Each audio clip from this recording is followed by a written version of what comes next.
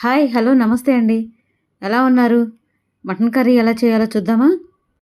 నేను కుక్కర్‌లో చేస్తానండి. ముందుగా కుక్కర్ పెట్టేసుకొని, ఆయిల్ వేసుకొని, అందులో పచ్చిమిర్చి, ఉల్లిపాయలు కలిపి ఫ్రై చేసుకోవాలండి ఫస్టు.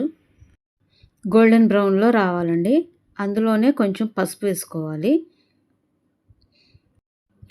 క్లీన్ చేసి పెట్టుకున్న మటన్‌ని కూడా ఆ కుక్కర్‌లో వేసేసేయాలి. వేసి కొంచెం వేయించాలి.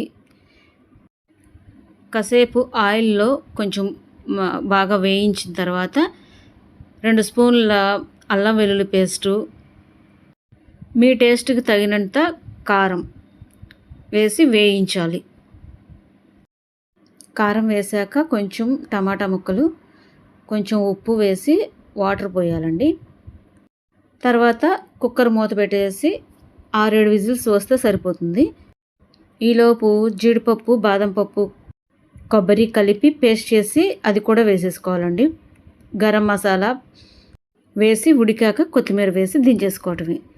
Tasty mutton curry ready.